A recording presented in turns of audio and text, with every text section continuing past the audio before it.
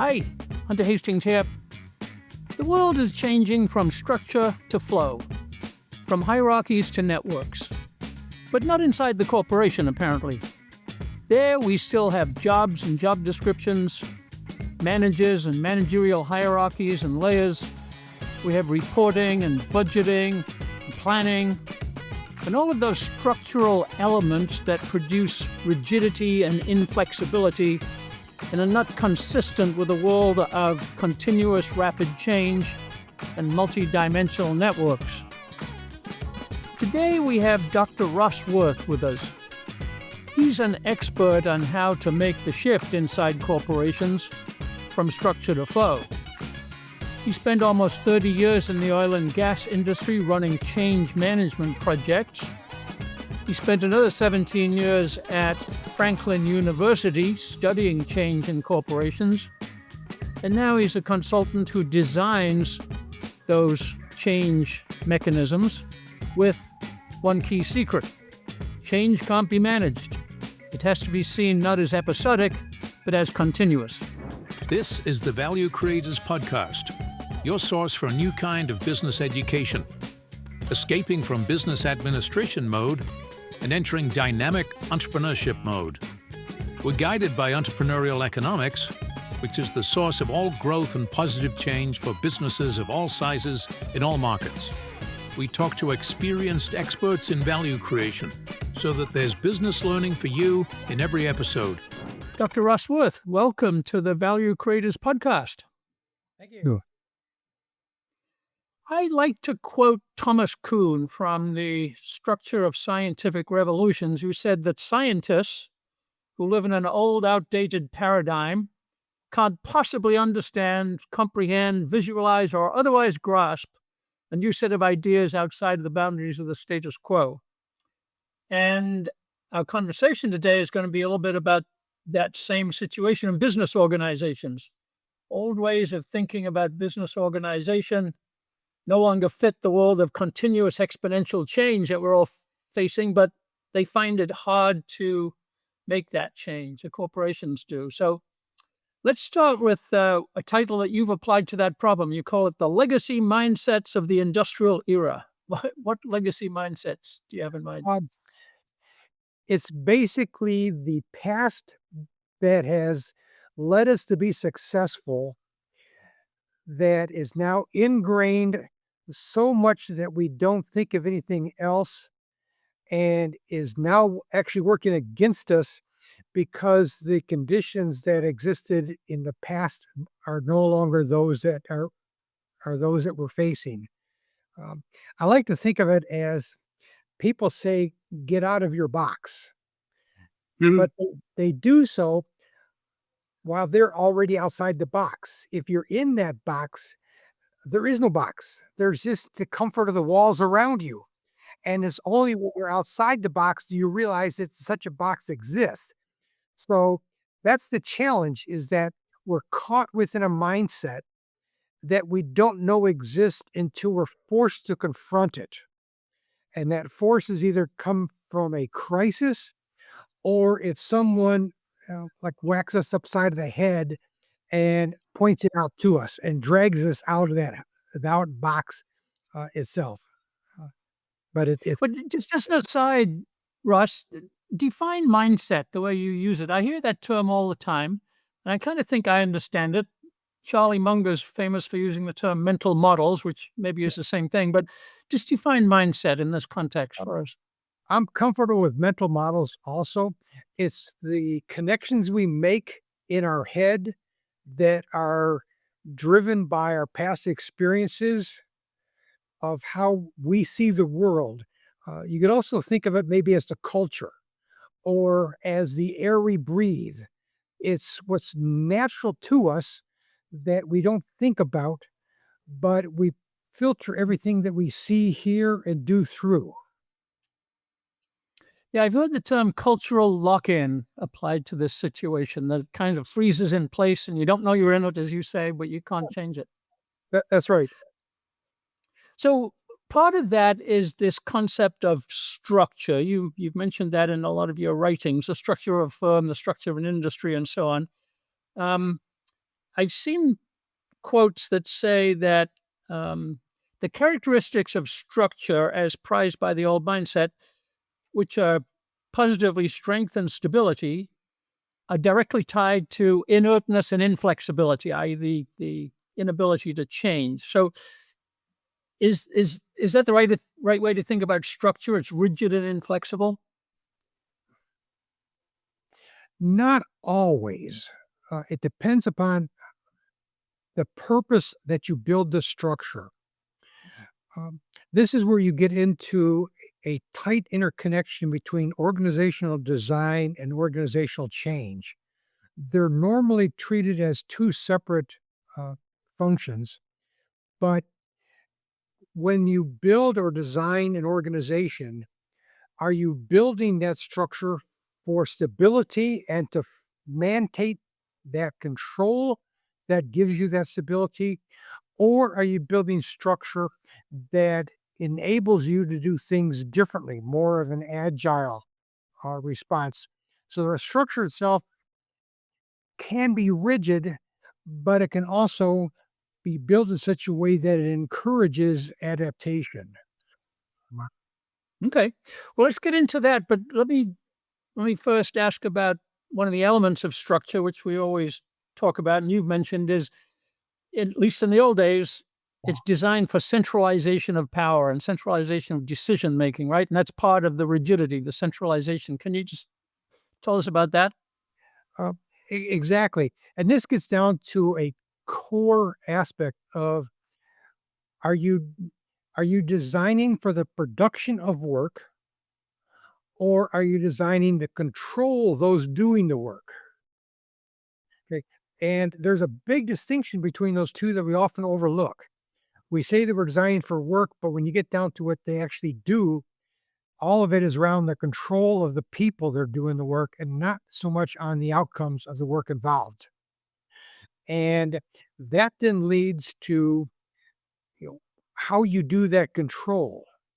And that control often comes at its root of the delegation of authority to make decisions.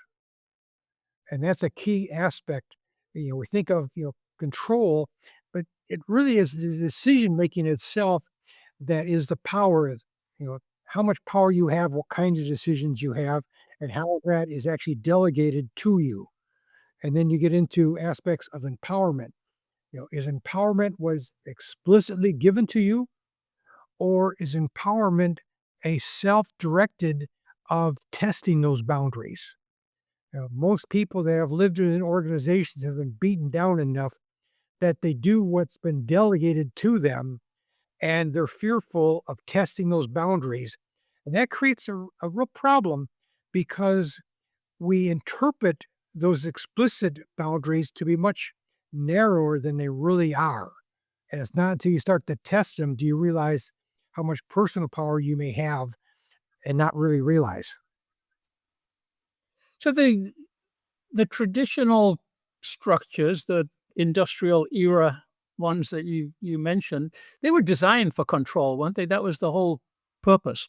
Yeah, The exactly right. And it really comes natural too.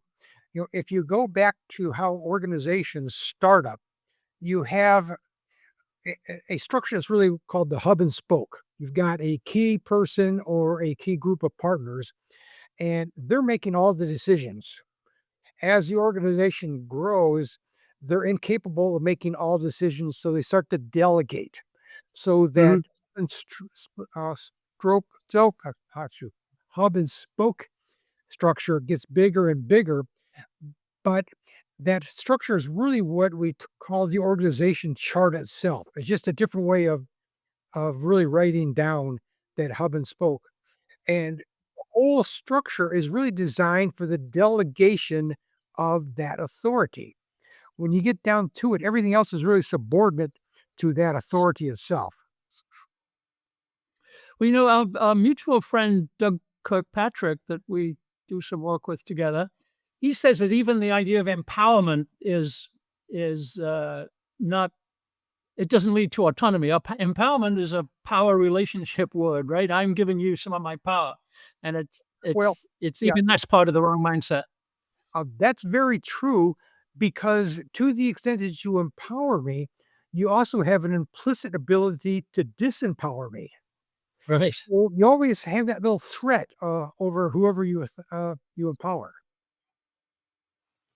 So um, we'll get gradually into the idea of designing an organization um, for flexibility. One of the elements that will help us get there, you say that one of the errors of the old structure is treating change as a project to manage. So we've all heard about change management projects and transformation projects, um, as opposed to an ongoing flexibility and ongoing transformation. So please explain that. It really gets down to of how you view the organization and change. If you view it as a machine that is built for efficiency, it will run until it runs into a problem that needs to be fixed, and you fix it basically to run as designed. So the whole idea then is that you don't change it unless you have to because it's broken for some reason, and then you restore it back to its original operating conditions. This places the aspect of organizational change as being episodic. You only do it when necessary, and you only fix the machine when it no longer is suitable for the conditions. This puts you into a cycle then of having to fix the machine, lock in that stability, and then you leave it alone until you're forced again to fix it once again. This gets into a cycle then of episodic or disruptive change. The problem is that as the frequency of change occurs, you're no longer dealing with separate episodic changes, but you're really dealing with a portfolio of change. It's many Mhm. changes going on sequentially or in parallel, and you're constantly managing that portfolio change.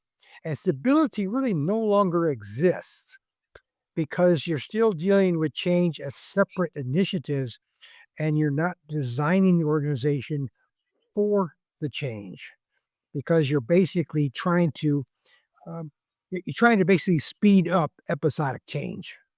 Mhm.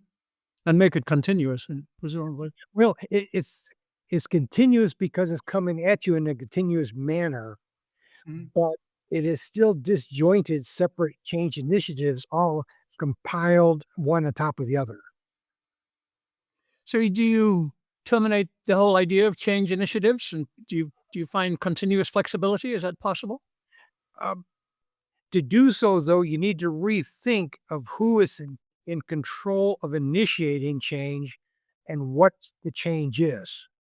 And this is where you have a major break then with the delegation of authority, because with that delegation of decision making, every decision leads to a change. And this gets down to a root issue of when does change start? Too often, Mhm. change management looks at change starting when a decision is made and therefore needs to be implemented. This then runs into a problem, and that change is then approached for really three aspects of different plans. You do a training plan, what's required to help people understand what they need to do different.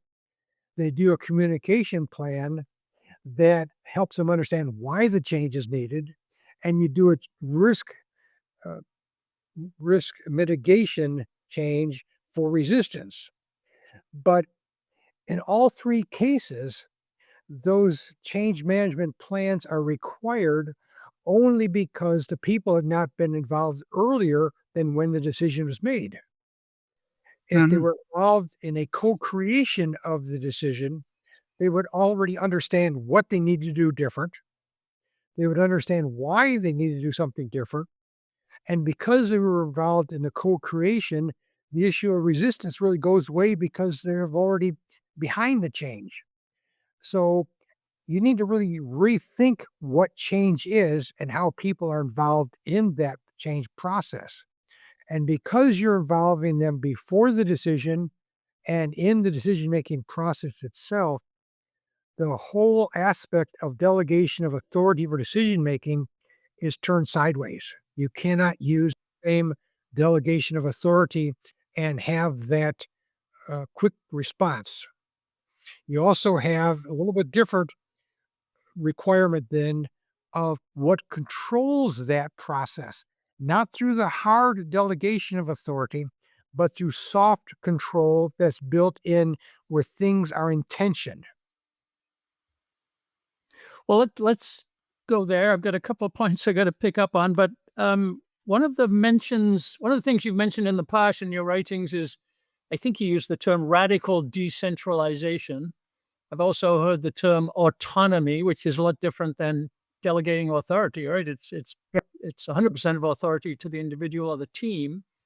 My first question is, are those realistic? Can you have that kind of radical decentralization all the way to individual autonomy? There's already proof of this in place. Uh, Okay. where there's, for example, a company such as Hire, a company in China. They manufacture white goods, and they recently, a year or two ago, bought GE appliances. Okay. Mhm. They've got, I think, an upwards of 80 to 90,000 employees, and they pretty much run it as autonomous micro enterprises of anywhere from 10 to maybe 100 people. Okay. The key then is how you put them into tension with each other. So, for example, you mentioned autonomy. Well, the risk of autonomy is anarchy. So you need to put some soft control around autonomy, but that can be done through purpose alignment. So that if you have a very clear purpose that is understood, and that basically brings the pressure to go wide back to a focus, so that you then have autonomy in tension with purpose. Okay, that then allows the organization to function uh, basically through a self organizational process. But you also have to give some tools to the individuals of the organization or the teams of what to do to execute that autonomy. And this is where an entrepreneurial mindset changes how they do things. The entrepreneur shift is not only the mental models, but the tools of how to employ that within the autonomous relationship with purpose. Well, let's just stay on purpose for a second. I'd love to delve into the entrepreneurial mindset, but purpose can sometimes sound a little bit overblown and, it's portentous and heavy. Um, Entrepreneurial intent is a word that we tend to use in entrepreneurship team, which is a little softer. This is the direction we want to go in, but we Yeah. recognize there might be some movement and change over time. Do you like intent better than purpose? How does hire do it? Um, they deal with it really at its root of customer relationship. Normally, Mhm. purpose is dealt with at the boundary of an organization between the organization and the customer. When you bring that customer relationship internal, you have to establish an internal customer client relationship that extends throughout the organization.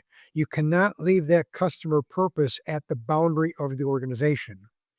So Hire does it through micro enterprises, and each of those micro enterprises contracts with other micro enterprises, and they have the ability to to really go outside if they don't find a micro enterprise internal, or if they're not getting an internal uh, supplier, so to speak, they can basically form a new internal. So again, it becomes very much of a network of micro enterprises, and this network structure is critical.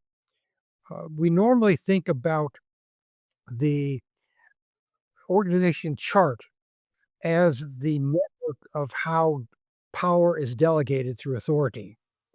We also think of the value structure of how the product or the services is built up and delivered. Okay. Those are two separate networks that really work almost as a matrix. Um, we sometimes, through a reorganization, uh, built around the value structure of an organization and overlay the power of autonomy for decision making on top of that. And that's where you run into problems because Run- as the delivery of work changes, you then have a change in that level of the horizontal, so to speak, of how work is produced, but you don't change the power structure in the organization chart until you do a reorganization. And that's why you get into cyclical reorganizations because you're changing the work, but you're not changing the power associated with the work. So I've heard higher or people talk about the higher case study, talk about that as an ecosystem. And that seems like an attractive alternative to the idea of a corporate structure or a corporate organization. It's an entrepreneurial ecosystem. Then that gets us into a whole new way of thinking about an organization. Right. I, Yeah. I presume that hire never has to reorganize, right? It's It- organic. uh, Everybody can set up a new entrepreneurship micro enterprise, as I understand it. That's right. They can set it up at will. Also, the key part of the hire, and this is the part that hire is very open with what they do, but there's one key aspect that they keep very confidential, and that is the negotiation agreement between the micro enterprises. And that's a critical part because you're building in an internal transfer pricing, and they have the ability to renegotiate those agreements at will. And that's a critical component because anytime there's a change involved, that balance of who has the cost, who has the benefit across that relationship is likely to change. Mhm. And this requires radical transparency so that you understand your cost, but you also understand the cost on the other side. So when you're negotiating that agreement, you're really negotiating it as a totality while also remaining somewhat independent but interdependent. But it can be negotiated at any time, you say? Exactly. At anytime someone becomes dissatisfied, is open for renegotiation. That's a critical component because otherwise you get dissatisfied and that creates a conflict. So you have to build a way around handling conflicts that evolve over time, and that requires a real understanding of how the organization collectively generates value and how that value is distributed across those relationships. Yeah, it's fascinating. So it's kind of a market in mutual commitments, right? Exactly right. Exactly right. And again, because they have that internal relationship, they also give uh, some accountability by opening it to external. And so this is where your ecosystem really takes place. It's not only an internal, but it also opens up uh, bi-directional external relationships too. We're delighted to announce the Value Creators online course. For entrepreneurs in every kind of business, big, small, or medium, at every stage, in every industry, our course provides the foundations and principles on which to build success. Simple, clear purpose and principles give rise to creativity, innovation, and competitively superior business action. There are 11 foundational principles or mental models that together cohere into the value business model. Principles for value generation, principles for value operations, principles for value finance and accounting, and principles for value sustainability, as well as the new knowledge accumulation you'll need for continuous innovation. These principles are delivered by top business professors from top business schools: Mark Packard, Per Byland, Gordon Miller, David Rapp, and Bart Vanderhagen. You'll find video lessons from them, along with downloadable tools, processes, and other valuable content. Master these lessons, and you'll master the most important skill in business: value creation. Go to thevaluecreators.com and click the course link. So what is Hire the holding company? Is it a private equity firm? Is it a venture capital firm? How would we think about it in our terms? It was a private company that was almost out of business, and the local government came in to take it over basically to see if they can maintain employment that was in place. So they put a government official in, and he basically put together the new way of operating. And at this time, I have to admit, I'm not really sure of who owns it because the previous owners were basically being forced out with the government coming in to to save people's jobs. But at the same time, it's got financing, so there's got to be some private money into it because they've expanded significantly through acquisitions and organic growth over time. So I'm guessing it's probably a typical Chinese company that's a mixed mode of Mhm. operation.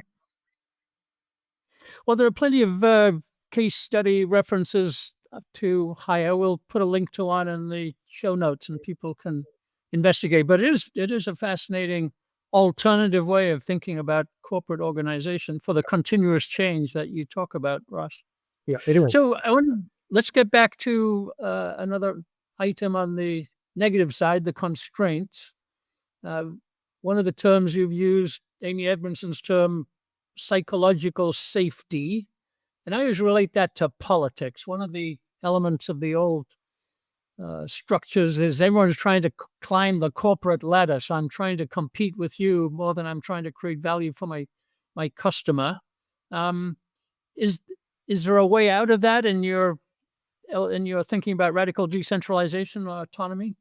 Um, there definitely is, but it also requires that shift that we talked about, and it also requires really the radical transparency. Okay?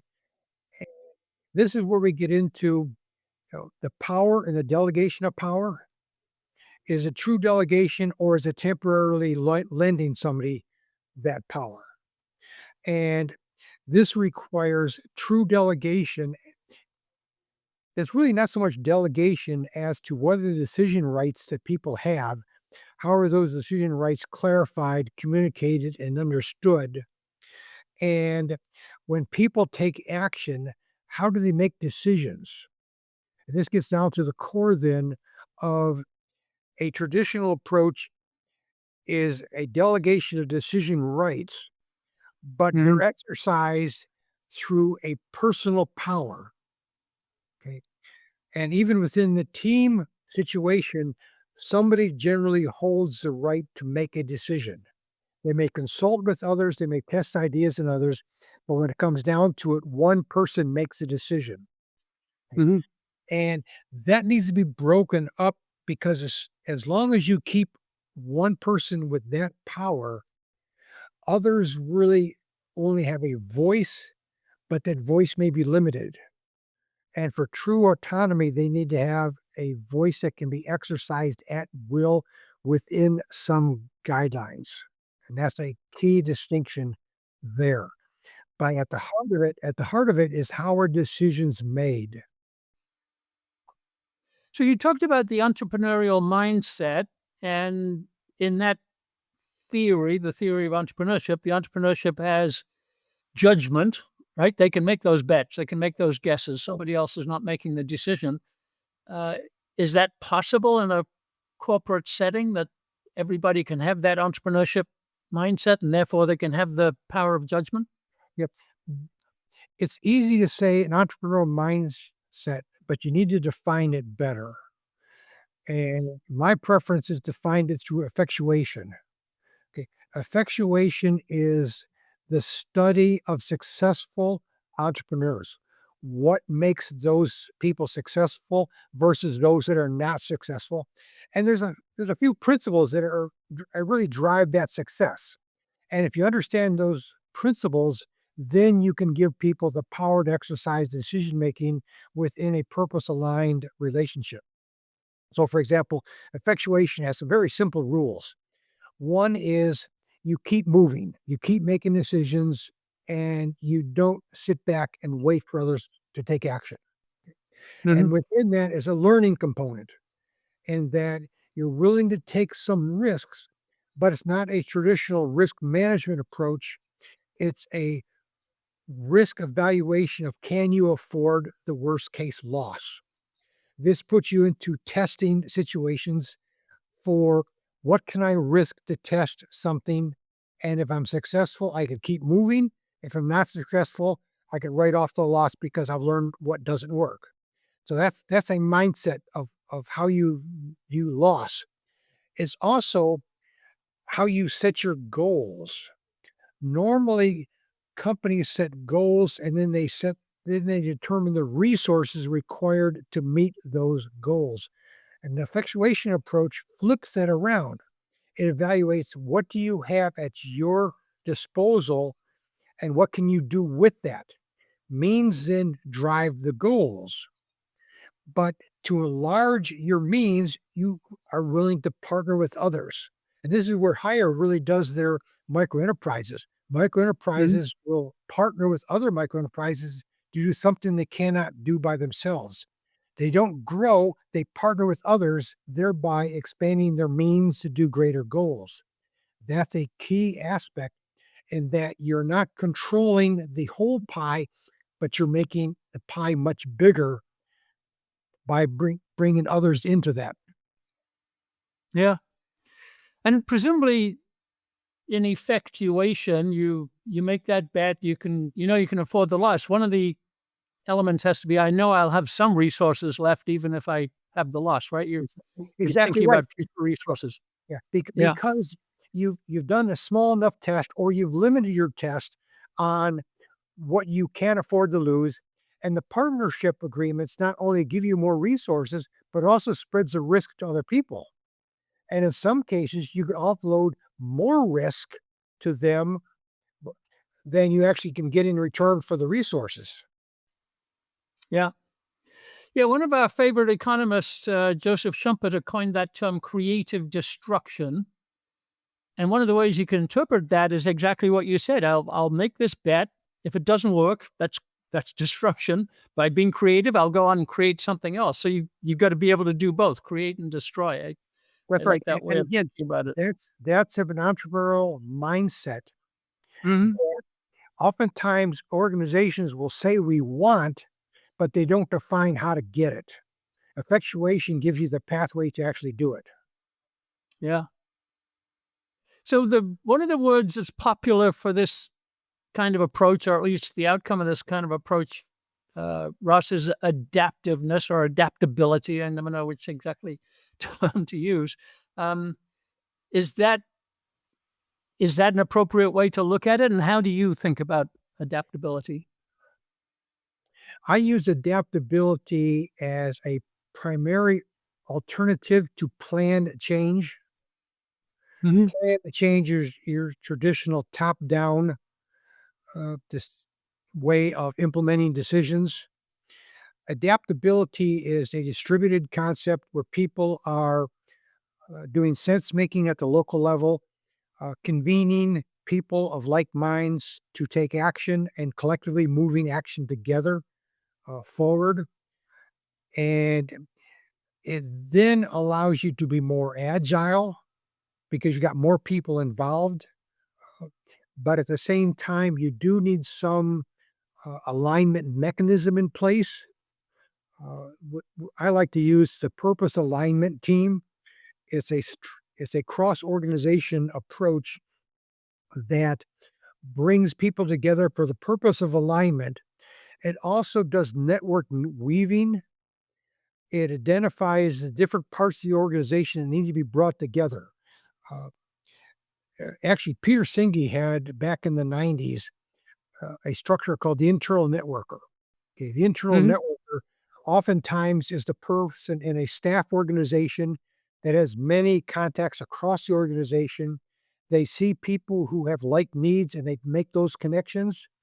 They also see the overall greater strategy and communicate that down while also touching base with many grassroots parts of the organization and bubbling that up.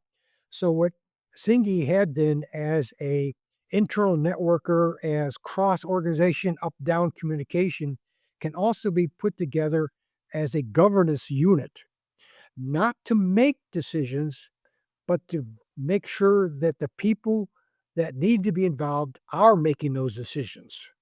So it's really a higher level of thinking about management, and this also creates a career path. Okay, we build a career path into more and greater authority to make decisions. Okay, and we put the compensation and the benefits associated with that power. Once you break apart that power structure, you then have a question of, okay, where do people go for compensation? This is where the radical transparency starts to enter in of who is generating the value, but it also have a need to recognize who has the greater knowledge of how the organization runs, to identify the problems, not to solve them, but actually at a higher level of making sure that they are solved. It's a totally different mindset of the power. It's not the power of making a decision, but the power of convening action for the decision. Yeah. Is that an overt role? Is somebody declared to be on the purpose alignment team, or is it something that comes undeclared but with experience? Um, it can be both. Higher does something similar. They've got cross organization governance teams, many other types of like sociology. They do things differently of cross organization team relationships. Mhm. So your purpose alignment team can be a permanent structure where you identify people who are uh, really that level of knowledge. You can build them into basically greater cross organization awareness so they become better team leaders.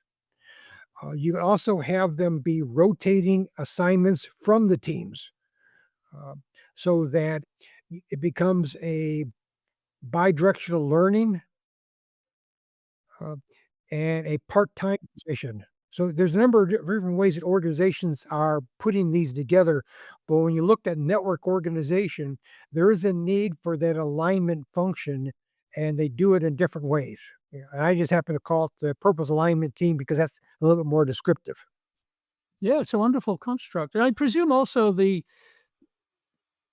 operating teams can raise their hands and say, "Hey, this is not working for us. Can somebody on the alignment team help us here?" Exactly right. In which case, if a team sees a problem, but they don't know where the problem originates, they need to raise their hand and, who do they contact? Well, the purpose alignment team is the perfect place to contact because they're responsible for seeing that the problems are addressed. And then, not to, again, the key is not to make the decision, but to verify that the people that need to be involved are involved. Yeah, and that's consistent with the whole idea of entrepreneurial innovation, which is you find a problem Yep. and then you go figure out how to solve it. But the first trick is to find the right problem. So Yeah. that's And very again, consistent. yeah, the key then is to empower people to find those problems, to find those opportunities, not necessarily to deliver upon them, but to make sure that somebody knows about them. Mhm. Yep. And then you can start investigating. So this idea of continuous change, that if it is continuous, that would be terrific. But the results are often jerky, right? You've got ups and downs, and the our financial markets, they prefer continuity, right? They prefer smoothness. They like predictability. Are they working against the kind of change that you're talking about? Is that one of the reasons why corporations are reluctant to make this continuous change?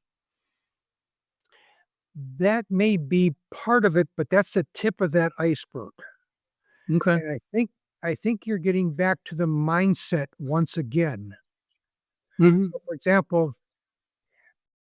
who actually wants that stability of earnings?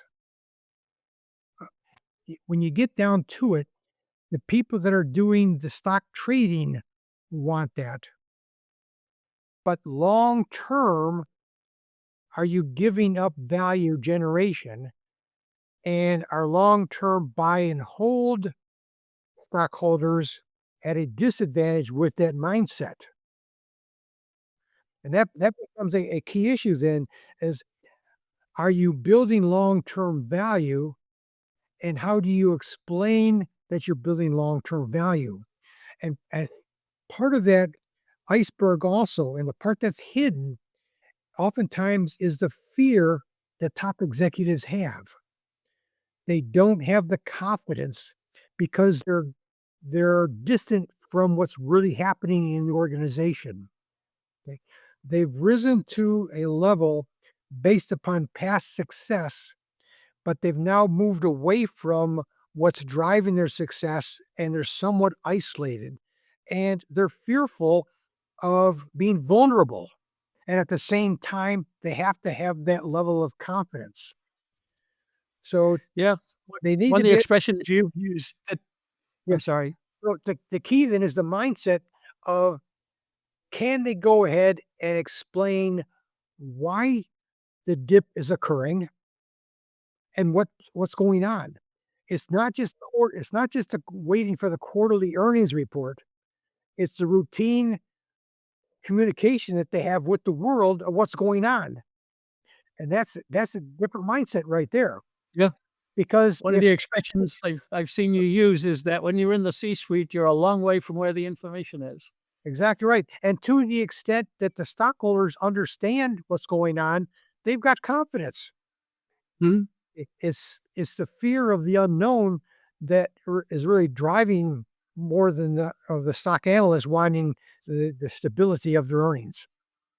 And Yeah, and there's also the problem of trading. I mean, yeah, a well, lot yes. of those stockholders are not long-term holders, they're traders. Well, you also get into some ethical situations too of, how good is your chief financial officer at smoothing earnings? You'd be surprised at how much control they have over those little levers and which ones they decide to pull and when they pull them.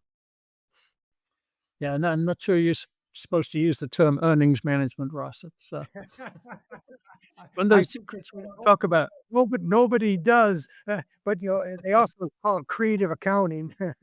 It happens, and Right. there's a gray area, and they know which side of that gray area to stay on. Yeah. So to get to this more ideal organization for the times we have today of continuous change and speed of change, you've said that the way out is not revolution, it's evolution. And if I understand you right, evolution is removing barriers much more than it's injecting new ways of doing things. Is that right? I probably got it mixed up. That's part of it, and it's an ongoing relationship. Mhm. So, for example, you need to always be looking for what are the points of friction and what are the opportunities we're overlooking, and both of those are barriers to some extent. One is a barrier we're not seeing through. The other is a barrier that we're not reacting to until we have to. So the key is how do you enable those things to happen until you're forced to deal with them. And again, this gets down to the mindset of, are you going to routinely adapt? Or are you going to wait and be forced to react? One of the systems thinkers that we talk to sometimes is Dr. Adrian Bijan at Duke, and he talks about injecting more degrees of freedom into the system gradually. Find a place where there's Sure. freedom is lacking, people can't make decisions, free them up, and then you got to stand back and see what happens for a while. Make sure you haven't got any unintended consequences. But is that a useful analogy? Do you think adding degrees of freedom? I think that is useful as a transition of going from a very bureaucratic, centralized power organization to one that is more autonomous with internal soft controls, because you're basically releasing some of those controls piecemeal, but you're not really changing the control structure itself. Yeah. So the key then is to have that as a direction, but not look at it of what can I add as a degree of freedom, but what is limiting the addition of those degrees of freedom automatically, and how can we build that into what we do? Yeah. Yeah, that's a better way to look at it, the control structure. So, are you seeing evolution towards this reduction of control, this autonomy? We've talked about higher, but are you Yep. seeing a general trend? Are companies recognizing this? Are they trying? Are they failing? What do you see? Uh, I am seeing great movement in this direction, but it's not always easy to see. Okay, and then you get into how does this come about? Uh, if people were to look at anything, I would recommend that they look at Corporate Rebels. Corporate Rebels is a consulting firm in the Netherlands that has done a great job of identifying and putting case studies together of what I call pioneering organizations. They're Mhm. the organizations that are breaking the barriers and doing things differently. And they've identified, I think, over 500 of these now worldwide. Okay. What they haven't really always done a good job of is generalizations. When you evaluate all these different case studies, you see a lot of things coming up routinely. Okay. And they kind of come down to five principles themselves. But when you talk about how they got to where they really focus in two primary areas. Many of them got there as Hire did. It was a point of an existential crisis. Mhm. They were about to die, and a very strong leader came in with a vision and turned things around. So it's a turnaround of a company that without that strong leader, they would have died. Okay. And many of them came from that perspective. Others, though, came from a startup perspective. The founders had a vision of doing things differently, basically what they did not like where they had worked before. So when they started their own organization, they put a new vision of management in place. Now, that then gets into the startups at one extreme and the mature organizations dying at the other end. Okay, those are two extremes. Okay, what about the middle? Okay, the middle is where the real problem is because that's where you've got your embedded power structure. Okay, and I know of only one right now that is really focusing at that level. And this is a company to watch. That's Bayer Pharmaceutical. Okay. Mhm. Bayer Pharmaceutical has a new CEO that came from Roche Pharmaceuticals. And at Roche, he started doing basically a top down redesign of the organization. And I have not seen how well that has stayed at Roche after he left, but he's now doing a multi year top down total reorganization to put a vision of basically not quite higher level of micro enterprises, but going in that direction, giving people autonomous decision making rights with some purpose alignment, breaking them into smaller operating groups that have an internal network structure itself. Uh, the people are enthusiastic because it gives them power to do things they'd want to do. So the organization itself is energized. Uh, it's going through some growing pains, as you would expect, particularly at middle, upper level management. Where do they go? Okay. It gets into a lot of ranking issues, a lot of compensation issues, a lot of the perks. Um, but at the same time, if you're a frustrated middle manager caught between top management and lower management, and you're able to take control of a micro enterprise, that's more exciting. That's because you're basically now running your own organization, and you don't have all the constraints from above, and you've got support functions at will. Okay, so that's pretty energizing. Uh, but there's a lot of power structures you have to navigate through, and they're going through that. And again, it's not for everyone. People who like their perks with the power structure of basically saying, "Not my job," pointing upward. Well, those people are going to struggle with that. So there's some people are voting with their feet. Some are enthusiastic. Some are leaving for what's more comfortable to them. But Yeah. that is that is the approach to get there. Okay, now that is a top-down approach that will revolutionize the organization. But you can also do this within your part of the organization.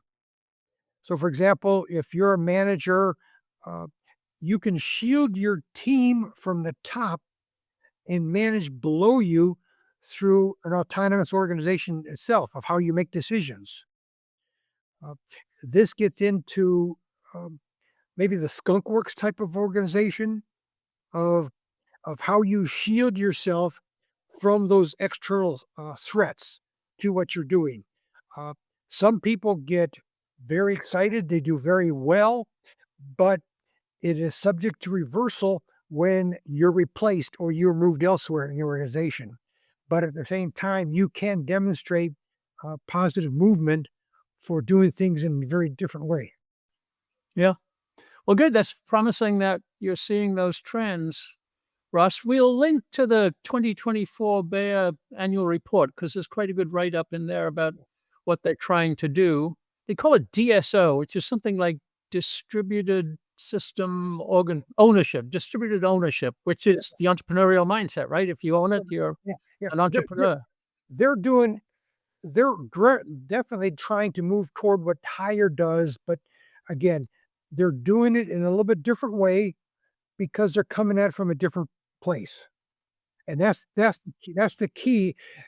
And when you look at all these pioneering organizations, they all are a little bit different, but there are some things that they are doing in common. Yeah, I challenge you a little bit on the search for generalizations. There may not be any generalizations. There might be some principles, as Well, you no, say, and then it's well, each individual firm to pursue them. well, I use I use the principles as how you maybe codify a generalization. Mhm. Okay, we'll agree on that. Okay. Good. Okay, good. Well, let's wrap up there. We'll keep an eye on a couple of those firms that you say are making progress, and maybe we can come back and review this sometime in Okay. the future and see if we found any other progress. I think there's Well, Russ, also thank you very much. okay, let Go me ahead. one more thing. I think in addition to the startups, the those that are in a crisis situation and Bayer, I think you're also seeing a generational shift that may be forcing some of this over time. In that uh, the next generation is not willing to subjugate themselves in all cases. They're they're demanding more autonomy, more say in how organizations run, and that's creating a conflict with the bureaucratic structure. And Yeah. And they're that less willing to be subservient, right, to a yeah, that's right. management layer. And Yeah. that conflict may force many organizations into making these changes if they're going to maintain a qualified workforce. Yeah. That's great. That's a much more powerful trend, if anything, that if it's Exactly right. generational. Yeah, Yeah. And they have the entrepreneurial mindset in many cases. I mean, they're thinking about entrepreneurship versus a career. A career is not as in the sense of climbing the corporate ladder, is not as attractive as a concept as it used to be. that's right. And generative AI is kind of throwing a monkey wrench in a lot of things too. That is just causing maybe not chaos, but a lot of disturbance to the Mhm. system that still needs to be worked out. And to the extent that we try to control work, Well, where's AI in? How do you control that? How do you control people's use of AI? Right. Which is inherently creative as an interaction. Right. Good. Well, we've got a lot of trends to keep an eye on, Russ. Thank you very much for today, and we'll make some of those links for people to follow. We appreciate all of your input and expertise and your vast experience. Thank you. Very good. My pleasure. This has been another episode of the Value Creators Podcast. Thanks for listening. You can visit thevaluecreators.com for links and resources related to this episode. And check hunterhastings.com for more content on entrepreneurial business management based on value creation principles.